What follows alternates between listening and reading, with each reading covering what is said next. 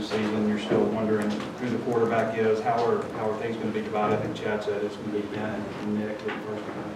Yeah, we're going to go back and just evaluate those guys in practice and split the reps up and see whoever we feel gives us the best chance to win this week. Obviously, we're game planning right now, looking at a lot of different things that Auburn does, and whoever we think gives us the best chance to win, that's who we'll go with.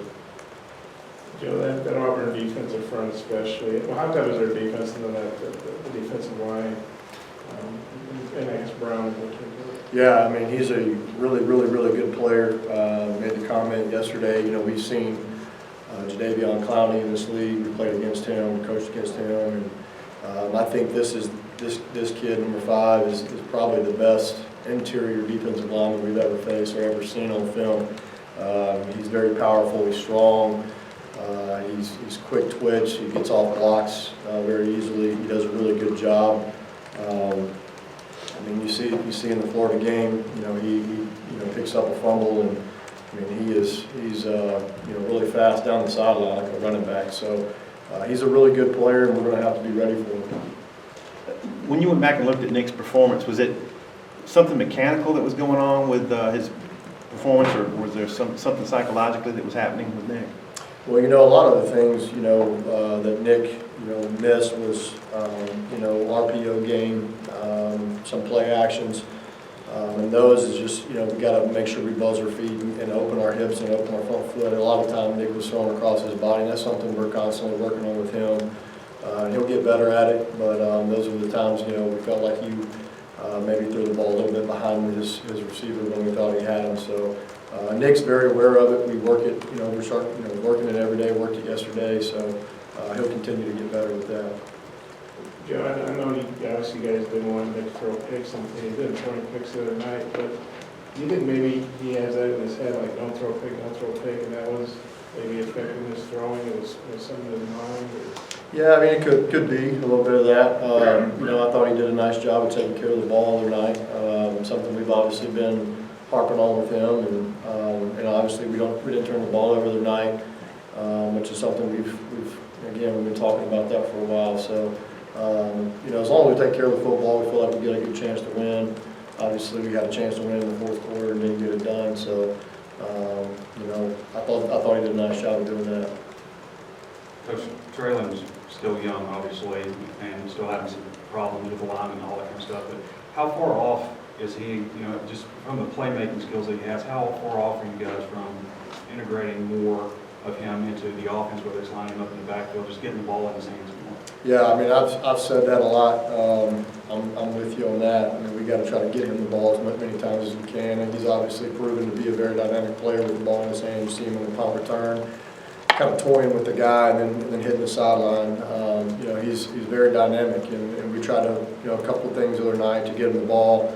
Didn't work out very good, but just constantly thinking about different ways of getting him the ball and trying to be creative. Again, he is young, like you said. He's young, and he's trying to still learn how to line up. You saw the other night too. At the right on the snap, he's still getting on the ball. So, trying to add some things for him to get him the ball, but also try to keep it as simple as we can so he can just go play is the main thing. One of the things Nick said early in the season was liking to know who the quarterback would be, just in terms of confidence for him. Have you noticed a shift in confidence for either of those guys, and maybe even other guys just without that consistency? A shift in confidence with Ben and Nick? I don't think so. I think Ben, when he got in, he's shown to be pretty confident and comfortable with what he's doing. I think Nick was pretty confident and comfortable early in the game the other night. So I don't think that those guys have lost any confidence. Hey, with the chance to have game-winning drives the last 2 games, you moved the ball from your end down into the scoring zone both times. What's changed offensively? What were you trying to get done on Saturday's game with those last 4 calls? Yeah, the first one was a quarterback draw that we had schemed up, and we had 4 guys in the box, and it was a good design. I think Myron got held up just a little bit trying to get around. I think it was Ty, and I think that put him and Ben kind of on top of each other. I'd like for Ben to be a little bit farther back there. so that Myron, when he kicks that linebacker out, Ben hits it inside, and I think Ben was just a little too fast there, and we probably get a first down there on the quarterback draw. The second play, was an RPO. We had exactly what we wanted. We had Mike Woods on the slant and just missed it. Third down, obviously we gave up an opportunity, not a good time to give up a sack there.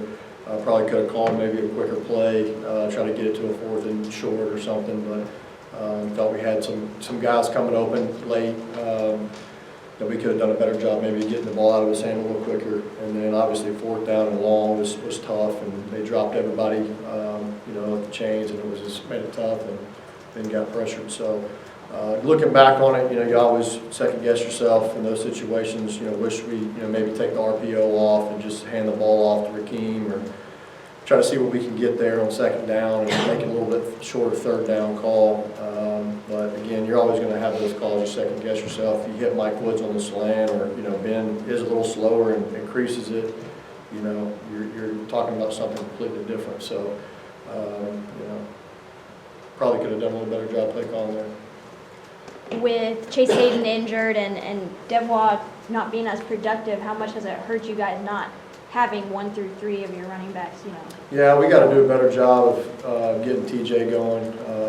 I think he could have helped us a little bit the other night. We had some things that we had schemed up for him to get him the ball, and I could have done a better job probably of calling some of those. Things were working early in the game, so we kind of stuck with those. And that's one thing that, as a coach, you don't want to ever get away from what's working. And if something's working, try to stay with it. And second play of the game was a big play for us. Myron cut down the backside. They brought field pressure. We increased them.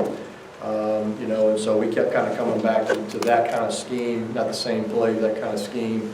And so, again, we can get TJ involved a little bit more and continue to bring Amonte along. Amonte's really close. I'm really trying to push to get him in there a little bit.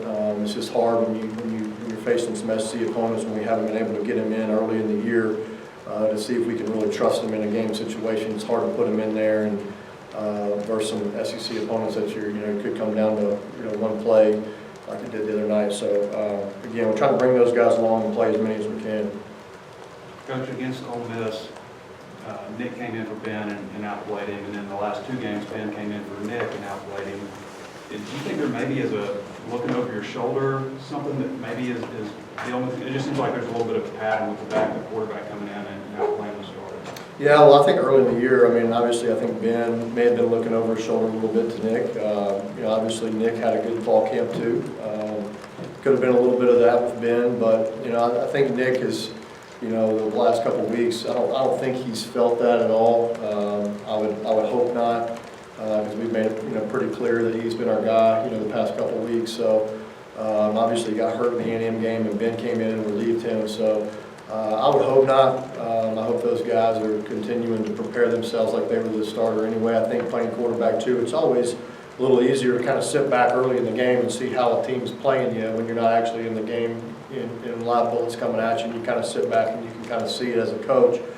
And Ben's one of those guys that's been around for so long, and he understands defenses and coverages and all those things, that he sits back and watches what Nick's doing and watches how the defense is playing Nick. When he gets in there, he's kind of already got an idea of what's happening, whereas Nick's seen it probably for the first time in the game. Obviously, he studied film, but he's seen it for the first time live bullets, and I think Ben sitting back and kind of watching helps him a little bit.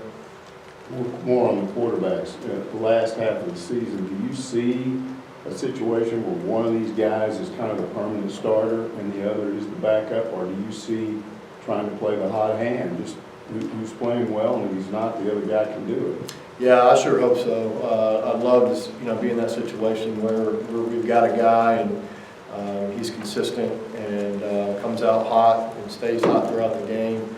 But that's kind of the other night, we kind of felt like it was at a point where we needed a spark, and that's why we kind of decided to go with Ben, see if he could give us a little bit of a spark, give us a little bit of the hot hand, like you said, kind of thing. So I hope not. I hope we can kind of settle on a guy, and I hope we can I got to get that guy. I got to get that out of those guys a little bit more, be more consistent, and we can do a better job of obviously scheming and There's a lot of good things you see on film, especially like I told you guys, when you get in a bye week, you see a lot, you watch a lot of tape, you watch past couple of years of teams, because you just kind of run out of things to watch from the season when you've only played a couple games. So you go back and you see a lot of things that you like, and I think I've got to do a better job of just narrowing it down to a smaller package and just making sure whatever look they show us, that whoever the quarterback is, they know exactly where the ball needs to go, and I think we've got to do a better job of that.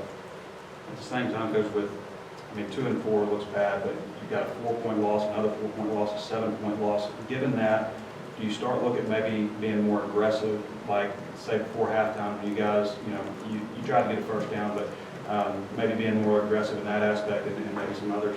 Yeah, that's one of those things that,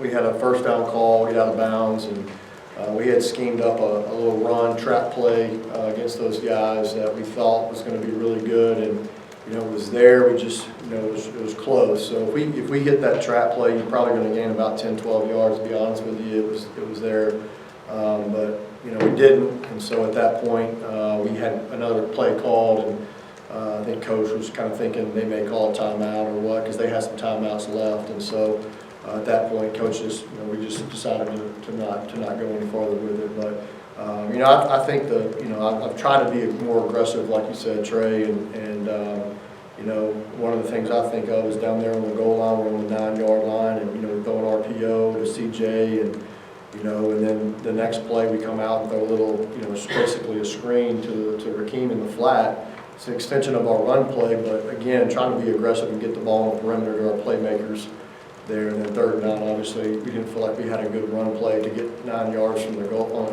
3rd and goal. So, trying to be more aggressive and trying to score touchdowns. Obviously, the red zone woes, that you guys talked about is one of the things that we really got to get better at, obviously. And trying to score touchdowns and not settle for field goals is obviously one of the things we've harped on, and we've got to continue to just keep pushing and keep working those things and put the ball in the end zone and not settle for field goals.